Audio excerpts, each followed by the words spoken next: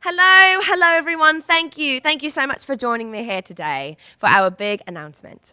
Let me start off by introducing myself. My name is Abigail Harwich and I am the executive producer of all things Restani Productions, and we are here where the magic happens to make our big announcement. I am very pleased to announce that after a 3-year hiatus, After Hours with TC Restani, the television show, will be making its way back to air in May for our 20th anniversary. We are so excited. Stay tuned for more information because we have a brilliant team working on some amazing ideas. It's going to be awesome.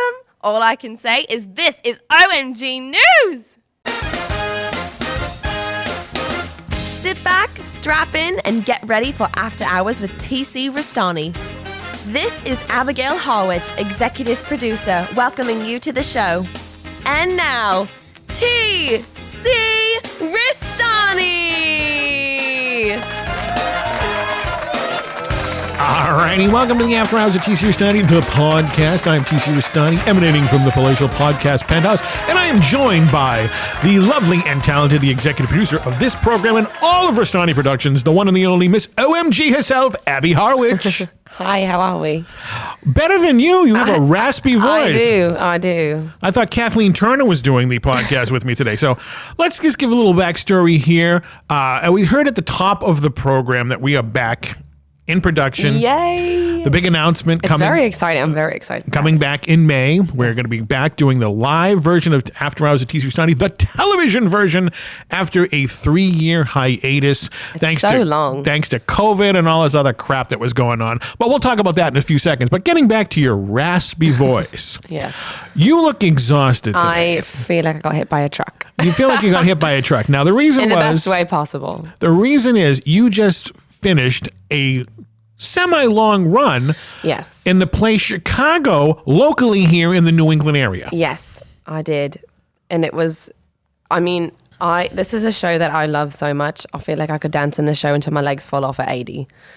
I could do this for the rest of my life. Just this one show. Really? Yes. Now, I've seen the pictures that you've tweeted out. I mean, that's a good costume design there. Yeah, it's great.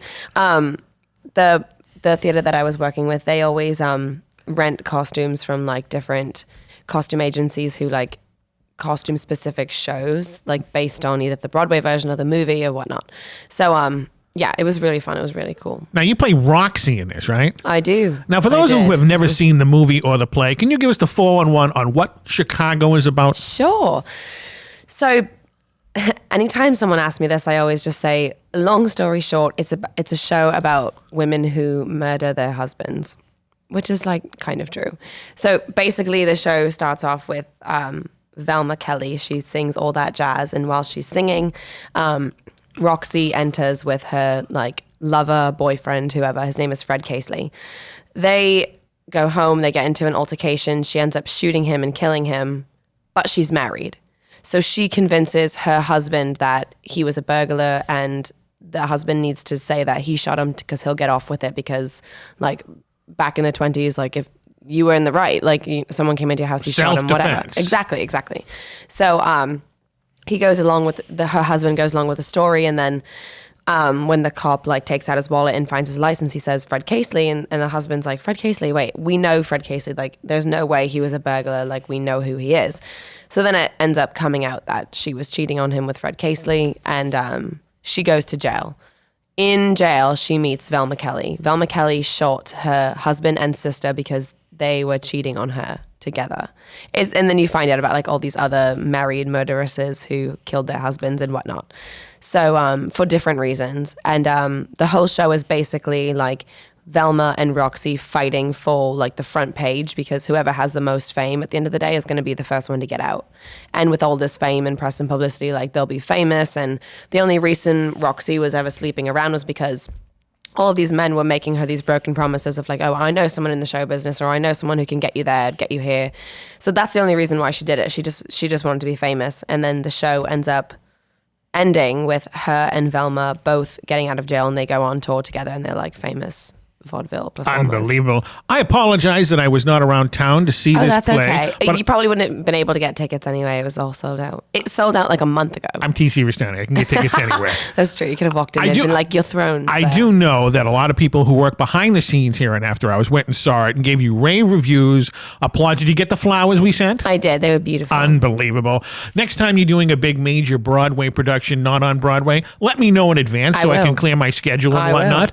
This is fantastic. Now, is there a lot of singing in this? Yes, that's why my voice is the way it is. It's very vocally demanding and very physically demanding. The dance style is Bob Fosse. He's a very famous I know who Bob Fosse is. All that jazz. Yeah, yes, exactly. But his dance style is very, very difficult. It's very hard, especially if you've never learned it before, never done it before. Like, being able to learn it and implement everything in a short period of time is very, very hard. And I mean, like, I've been trained in singing, so like you learn how to breathe correctly. And I was talking to my co-star is actually one of my best friends from home, which is great. So we got to do it together. But like we were having a conversation yesterday, and I was like, my brain does not shut off for 1 second for that entire 2-hour run, because I'm every single time I inhale, I'm like, okay, what part of my body am I using? Where am I breathing? How is this coming out? How is this sound resonating? And it's so tiring to do, and especially to do 2 shows in a row, 2 days in a row, so like 4 consecutive shows. And you don't mail these stopping. performances in. Huh? You don't mail these performances in. You go balls to the walls on No, this. you have to, yeah. I just like give it all I got. So good. That's why you're getting rave reviews. I can't believe thank it. Now, this is fantastic. Now, Bob Fosse, they did a biopic. You know who played him in the movie? No. Roy Scheider, the guy who played Chief Brody in Jaws. Oh my God, are you serious? I did not know that. It was back in like the 70s and whatnot, you know? Oh my gosh. I was just barely around when that happened. But There's yeah. a show on Broadway right now. I think it's called Dancing. And it's basically like a show about Bob Fosse, but it's all of the different dance numbers that he's done. And my co-star, who I'm close with, she's actually going to New York tomorrow, and she's going to see it with her mom. Really? I'm going to Broadway this year. I'm going to see Back to the Future, the musical on Broadway. Oh, yeah. Did that come out yet? It comes out in July. Oh, there you go. It's been in London for the last 2.5, 3 years. That's what it is. It's been out in London. But I can't wait to go. I may have a little press pass for that. That would be great. I'm not going to brag. Not going to brag. But unbelievable. Yeah, that's why, Abby hasn't been around since the big announcement, because you've been doing this big, awesome play. Yeah, I literally came down here and did that whole thing when I was in Tech Week. And then once Tech Week hit, it's just, like you said, balls to the wall. Balls to the walls. Until it ends. Now, do you have any other projects coming down the pike that you're going to be auditioning for?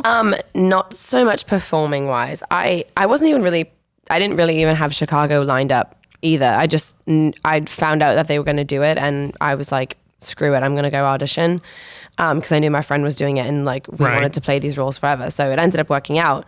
But no, and I've been talking about this with people. Like, when you're in school, it's different, because there's always talk about what the show's going to be next semester or next year or in the spring or whatever.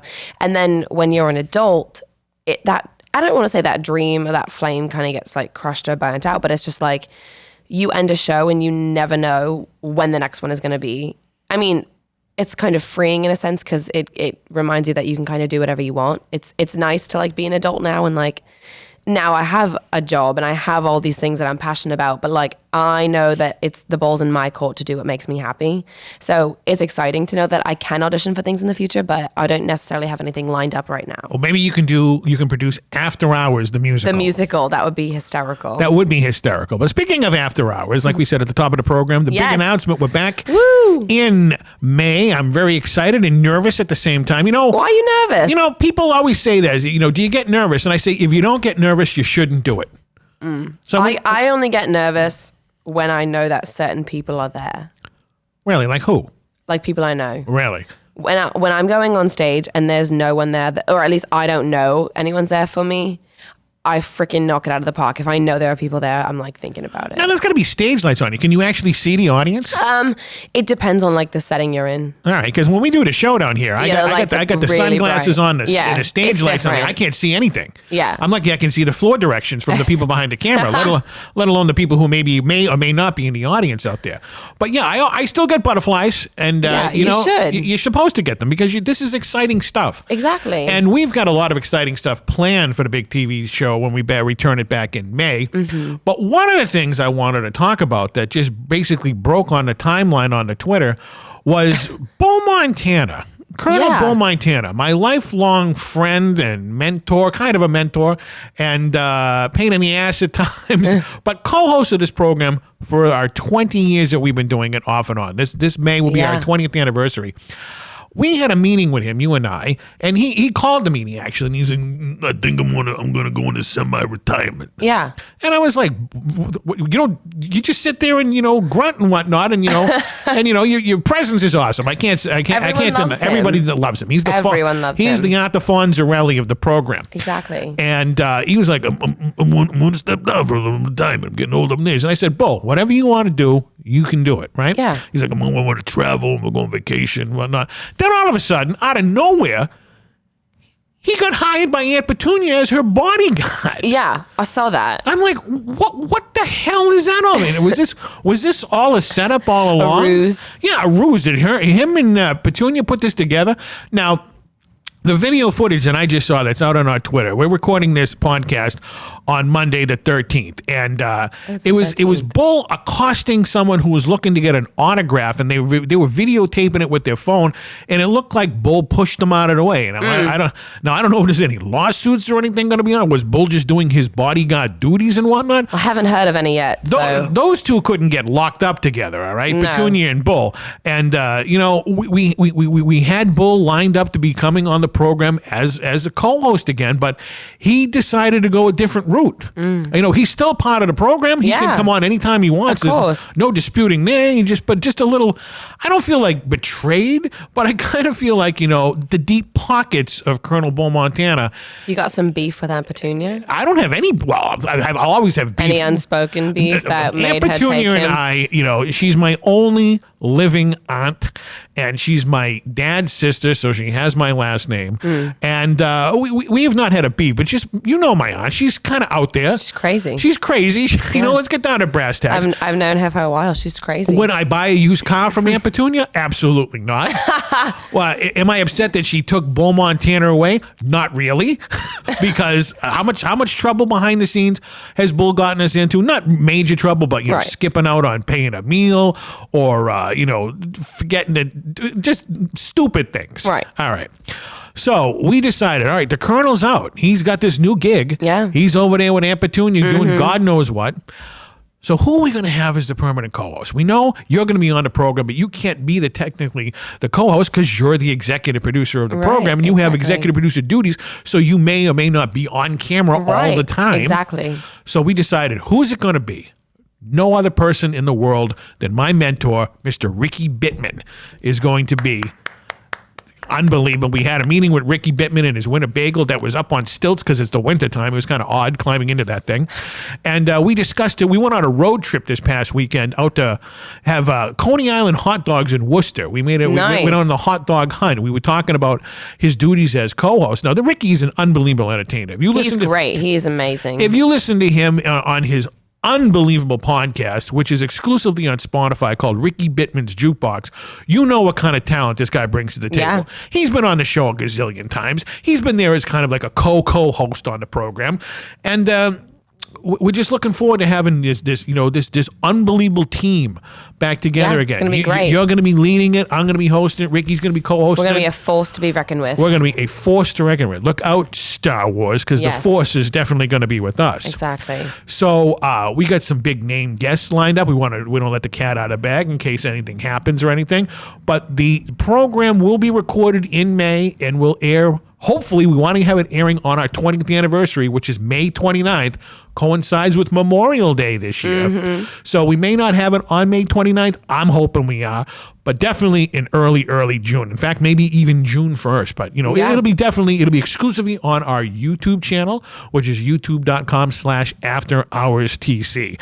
Now, with you being busy with your Broadway stuff and other stuff, we haven't had kind of like a creative meeting yet. We haven't had an official sit down. We should have one like right here, right now. Yeah, let's do it. I mean, I know that you got a lot of ideas floating in your head. You got, we want to do a lot of stuff. You mentioned off camera doing stuff outside the studio. Yeah. Doing little bits out and meeting the public. Yeah, I think that'd be great.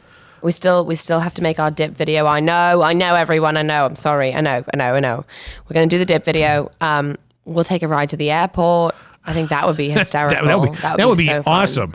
And you know what? We should actually hire a camera crew to follow Bull Montana and Aunt Petunia around to see what kind of trouble those two are going to get into. Absolutely. I think so too. Because, she walks outside and people just like flock her, like, I don't know, Taylor Swift or something like that. Bull's got his work cut out for him. Well, you know what? I wouldn't be surprised one day if Bull flipped a coin on Aunt Petunia.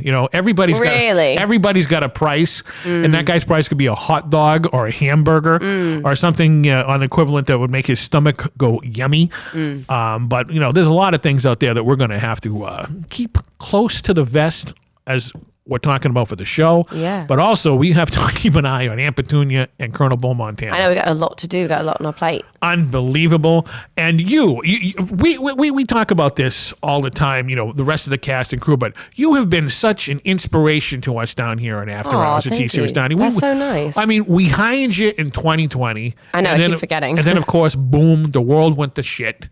And we were doing podcasts and little bits here and there, but this is the flagship, ladies and gentlemen. This is the show that maybe I'm not going to say a worldwide, a household name, but a household name in a lot of places around this world.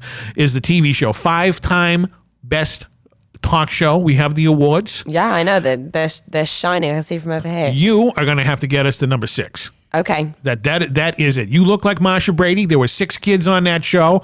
We're going to get the 6th award. Let's do it. Unbelievable. It's going to happen. It's going to be awesome. Remember, subscribe to our YouTube channel, which is youtube.com/afterhourstc. You can follow me on Twitter at AfterHoursTC. You can follow Abby at After Hours Abby. And we will keep you up to date all about the show. All right. The show, we haven't even done it yet. We're going to put that on the back burner. You know what else we should do, though? What is that? Before we move on. What's that? I really liked when we did this the last time, and I think it'd be fun if we all did it. We should have a conspiracy episode. Really? Everybody brings a different conspiracy. Really? We talk about it. Maybe we can actually find some people who were involved in conspiracy theories. Yeah, that'd be cool. On the show. That'd be cool. That would be entertaining and very informative. I agree. Now, getting back to you doing the Broadway, I call it Broadway because you're going to be on Broadway eventually. There's no doubt in my mind. See. You're going to be on Broadway. But doing the show Chicago, anybody who knows you, you are the typical girl next door. Yeah, I've been told that before. How do you get into the role of like this murderous slut? It's really hard. I mean, just sitting down and doing like the character work and the table work.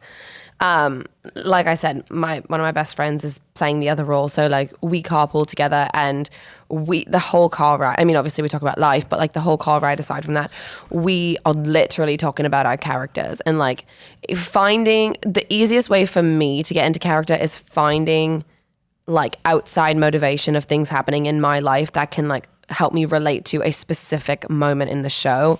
So that way, like I'm also developing a character arc rather than just like hitting the ground running as this crazy slut.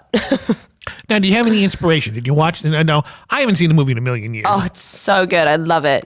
Are you the role that Catherine Zeta-Jones plays? No, that's my friend. I am the role that Renee Zellweger plays. Oh, well, I can see the resemblance there. That's kind of right there.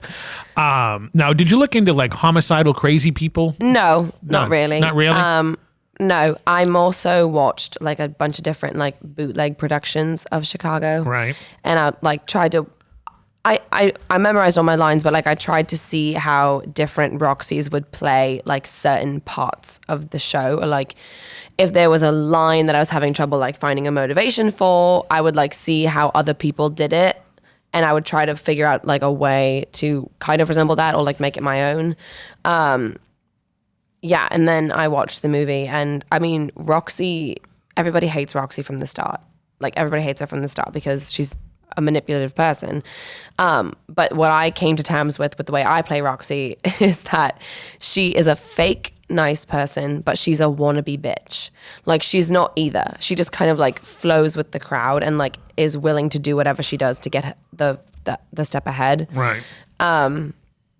So like every scene is different. And I don't even think I've played like one scene the same every show. Well, you have to mix it up. Yeah. Because what if someone's like, you get like a stalker in the audience, she's going to go, wait a minute. That she did the same type of performance on scene 3 2 weeks ago. That's my father. Oh, really? It's your father does that? Yeah, he came to the show last night, and he came to a show last week too, and he was like, I noticed that the timing was off on this one part. And I was like, okay, co-director, thank you for letting me know. You can go home now. That must be difficult, performing in front of your parents. It is. It is because I know my parents, and even though I should hope you know them, yeah. Even though they think it's great and everything, and they love it and they have a great time, I do know, obviously, like everyone has their opinions, and like my mom especially will like tell me her opinions all the time, even if I don't want them, and they don't mean to come across in a rude way, but like sometimes she'll just say something and I'm like, wow, I really wish you didn't say that, because now that's what I'm going to think about for a while. Oh, Abby, you should have done this way. Yeah. I would have looked this way and you should have looked that way. Yeah. See, my parents are gone, so, they can't critique my performances. And my mother, I love her, I miss her, but she never came down to one of my performances. She was like, I know who you are. I really don't need to go down and see it. There are a lot of people in my show whose families were like that for the run. Really? Yeah. But your family is supportive. You're the only child, so they got to go in there. I know. And, looking back on it, I mean, were your parents always supportive of your acting career? Yes and no. All right. Explain. My mother will swear till the day she dies that this didn't happen, but I know it did because I think about it all the time. So I have been doing theater my whole life. And I loved it, but when I was in high school, I didn't see that as my path. It was more so like an extracurricular activity for me. Big words, extracurricular. And then I've been performing my whole life, and I don't want to say like I'm amazing, but like I know that I'm good at it. Like I say you're amazing. You're amazing. We wouldn't hire if you weren't amazing. But like I cared enough about it to put the time and energy into learning how to do it correctly and like making it something that I cared about. You were passionate. Yeah, exactly. And then I got to college, and I don't know if I've ever shared this with anyone. Well, I've shared it with people, but I don't know if I've ever shared it with you or people on the podcast. I originally went to school to be a surgeon. A surgeon? Mm-hmm. Really? What type of surgeon? Well, I didn't get far enough to like. Well, what did you fantasize about? What kind of surgery did you want to do? I don't know. It was a long time ago. But I know that I wanted to go into surgery. Really? Yeah. And as the doctor, not as the patient. Correct. Okay. And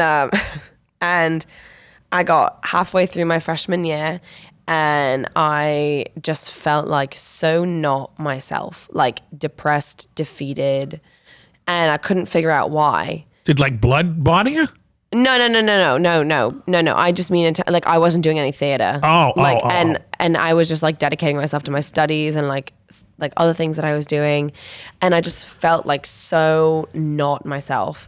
And I came home for winter break, and I was working at a restaurant at the time, and every person that came in that I knew, so like people's parents that I knew from like high school or whatever, right, all of them asked me, oh, how are you? Like, how's school? You doing theater? Every single person asked me what show I was doing, what I was doing for theater, everything. And I kept saying I wasn't doing theater, and all of them were like, why? And it got to the point where enough people asked me why that I answered, and I was like, I don't know. Like, I very clearly should be. And I went home and I told my mom that I wanted to change my major. And I mean, going from Dr. Abby. Yeah, making like good money to going into theater where you do it because you love it, you don't do it because it makes you rich. Right. That's obviously something that needs to be discussed, because that's a big jump. And like, obviously my parents want me to grow up and like be successful and like be able to support myself and whatnot and have financial stability. And with theater, that wasn't going to happen. Right. So I said like, my mom was like, well, the school you're going to now is really expensive. And if you're going to go for theater, you're going to have to change schools because I'm not paying that much money for you to go to school and get a theater degree. And I said, okay. And I pulled up an application and I started applying to another school. My mom was like, okay, wait. Let's actually talk about this because maybe I lied. And I remember she said, I think she was just really overwhelmed, but she was like, I don't want to tell people that you're going to school for theater. Like you were going to school for this and now, and I'm going to have to tell people that you're going to school for theater. Like why? Like what made this change? And so I ended up going back to school. I changed my major. I didn't tell my parents. I changed my major. And the paperwork was signed, everything submitted, and everything was changed over. And I told my parents, I said, you need to come up for dinner tonight. We need to go out because I need to talk to you about something. Uh-oh. I can still see it. I tell this story all the time. I had a light blue folder with all of like the everything in it for like the major switch and everything. And I slid it across the table and I said, I changed my major today and this is what I'm going to be doing. And I think that they were like surprised, but they weren't like upset, but they were surprised. And then after that, everything was great and they came to everything, and they've always supported me no matter what, but I think it was just some of the shock of like, wow, you're going to be rich, to like, oh my God, you're going to be dead poor living out of a cardboard box. Your dad was probably like, medical school costs this. Yeah, literally. Theatrical school costs this. But that was the thing. They one of the reasons that they were so cool about it was that I needed to go to grad school and get my MFA. So that way, whatever job I did, at least I had a master's degree to fall back on or like something else to do. Right. And now here I am. You're a big star doing Chicago. It's only going to get better from here. I mean, everybody. I really do feel that. Everybody starts off regionally, and then they get, semi-regionally, and then, the Great White Way. Mm-hmm. Unbelievable. You're already on the top right now. You're on After Hours with TC Restani. I feel like I'm on the top of the world right now. Unbelievable. Top of the world. Isn't that a Carpenter song? Yeah. Yeah, I think so. They sing it in Friends. Really? Well, okay. Well, I've never seen one episode of Friends, so I'm sorry. I know it's your favorite show of all time. It's my comfort show. It is your comfort show? Good for you. All right. But, now, do you aspire to go on television? No. Other than After Hours with TC Restani? You don't want to be a sitcom star or anything? No. Live performance excites me more because you have to be on your toes. Instant reaction right there. You have to be on your toes. Right. There's no second take. If something goes wrong, you got to figure it out. I will never forget, I was in middle school and I was doing a show. I don't remember what show it was, but the director was telling us how you always need to be in character. You always need to like be focused and not distracted. And he shared a story with us. He was in a show one time and they had like 3 walls built on the stage to like emulate a room. And one of the walls fell over. You just got to keep going. Like a literal drywall fell on the stage and like made a huge noise. And the person in the scene like looked over and he was like, go pick up that wall. And I always think about that for some reason. I don't know why. But in Chicago, we had a cyc, which is basically like a sheet, like a backdrop. And it was on a pulley. So like in some scenes, like it goes up, in some scenes it comes down. And we used like shadows against it and stuff. And there was one night I was on stage and it broke and the whole thing slammed onto the ground. And like the whole audience like jumped and like screamed or whatever. Not one person on stage, including myself, not one person even flinched. You're not supposed to. Like kept going like that was supposed to happen. And like that's what I love about live theater. Like you have to work on your toes. You have to always be on your toes. You have to think, like I was saying about breathing, you always have to think about the breath you're taking, the move you're making, like what you're doing. Every breath you take. Exactly. It's exciting. It's very exciting. No, I understand that because when we do the program here, we're not live. We're live to tape.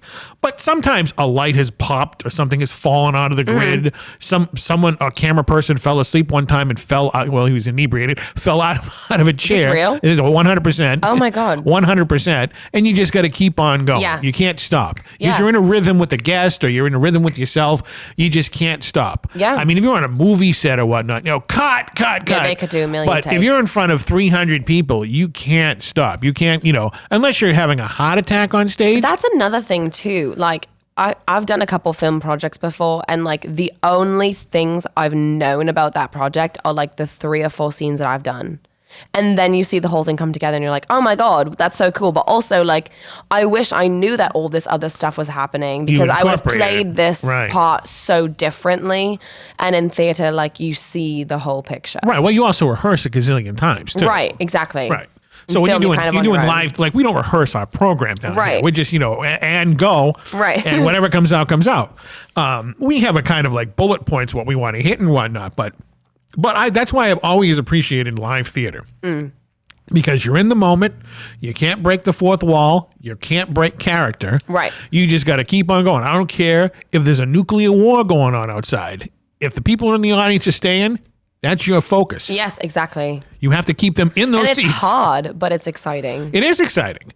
I mean, we should do a live performance somewhere. Just basically. That would be so fun. Like when I used to do improv, that was all off the cuff. Yeah, exactly. There was no rehearsal. Improv is so hard. Because you're making it up as you go. It's so hard. I enjoyed improv tremendously. It was my favorite part of production that I did in the last 20 years. If I was on stage and I had to improv, I'd be fine. But if I was like in a class setting or like something, it's harder for me. I don't know. Because when we were doing improv, we were in our improv class for like 8 or 9 weeks. It was once a week, and we were learning the skills of improv. And then our final assignment was we went on stage in front of like 150 people, and you don't know what's coming at you in improv. You go out and you request a suggestion. Right. And it's like, okay, you're going to be in an airport, and you're going to be talking about, the colors of crayons, and go. And then you have to you and your partner on stage have just got to make it up as you go. Exactly. It's hard. Right. And you can't refuse. Right. It's always yes and. Yes and. You have to. There's there's no in improv. No. You can't go, no, that sucks. I don't like that. No. You got to just go with it. And you have to be quick-witted, and you have to have a clear head. If you went into these things like on drugs or drunk or whatnot, it ain't happening. No, it's not. So the people that do improv, I'm not saying that I'm an expert at it, but I'm saying there are people that are professionals at this that just make it look so goddamn easy. Yeah. And it's not. It's crazy. And it's not. No, it's not. It's not. Try it sometime. You and a friend, you're sitting in a room, one having like an improv party where you have a couple friends sitting in the on your living room couch, and you get a request from them. Or give me a situation and give me a location, and off we go. Yeah, it's really hard. It's really, really, really, really hard. That's why, who's excellent at that is Ricky Bittman. Yeah, I could totally see that. Fantastic. I saw him a couple improv shows a long time ago out in Vegas, and really? It was just like it was tremendous. Wow. It inspired me. He goes, they say you should do this, my friend. You got the knack. And I said, and I did it, and I loved it. Yeah. I mean, it was probably one of the greatest experiences I had in my life doing improv. It's fun. It is fun. Really hard. You really got to think. You have to think. If you don't think, you're going to sink. End of story. Yeah, Fantastic out there. Now, I noticed that you have a Rockport shirt on there. I do. Rockport, of course, is one of the major seaports here in the Boston, New England area. And that brings us to our big-time commercial break. Yes. We will be right back after this big-time commercial break. Do you love seafood? Hi, I'm Captain Dave Marciano, and I want to invite you to check out our new website, angelicaseafoods.com. Now you can get fresh local seafood shipped overnight from Gloucester's fishing families to yours. angelicaseafoods.com, the finest, freshest seafood New England has to offer. From the boat to your door, get Angelica Seafood's premium seafood, sustainably caught and packaged at angelicaseafoods.com. Welcome back from that big time commercial break, and this is your reminder to go order some delicious seafood from Captain Dave Marciano at angelicaseafood.com. Get it shipped right to you. Anywhere in the continental United States. That's pretty cool. You can get unbelievable fresh seafood right out of the Atlantic Ocean, caught by Captain Dave and his crew, and it's unbelievable. I know. And his signature will be on the fish when it arrives at your door in Sharpie. And I've actually ordered some seafood off of that. I shouldn't be eating because of my heart problem, but you know what? It's Captain Dave, and I could not refuse. You can't refuse Captain Dave and his seafood. I love out seafood. There. What's your favorite type? I really like fried clams. Oh, I love fried clams. There are people who like the clam strips. where it's just the tails and Wait, not, no, and not the bellies. I think that's what I'm thinking. You're gonna of. have the bellies. I think I like the bellies too. I don't remember. I haven't had them in a long time. Clam strips are bootleg because it's just like a half. It's like the tail of the clam. It's not the full clam. So the clam belly's a way to go. Oh, fried clams are unbelievable. Sometime this year, you're gonna have to. I love shrimp. Really? Yeah. What, deep fried or sautéed? Just like shrimp cocktail. Really, just raw. Yeah, but I like coconut shrimp is really good too. Ooh, I've only had it a couple times, but it's really good. Now, this past weekend, I said we went on a hot dog hunt. Yes, you did. Myself, Ricky Bittman, South Boston Jeff, and Quincy Briscoe. We are going to be going on different types of hunts over the summer to different food locations. We're going to have to come. You're going to have to come with us on one of our seafood hunts. Yeah, I would love that. It's going to be unbelievable. And there's a plethora of seafood places around here that we can go to. But we're trying to go to a place that we've never been to before. We went to this place called George's Coney Island Hot Dogs in Worcester, Massachusetts. I feel like I've heard of that. It's been there for 100 years. Maybe that's why I've heard of it. And it was fantastic. Really? They What'd were. you get? I cheated. I had my first hot dog in 6 years. Wow, how was it? Did you like it? Oh, it was so good. I had on it mustard and onions. And I had their homemade baked beans. I usually don't like baked beans. I love these baked baked beans are the greatest baked beans I've ever had in my entire life. I love baked beans. And everybody else on the trip, I'm hungry now.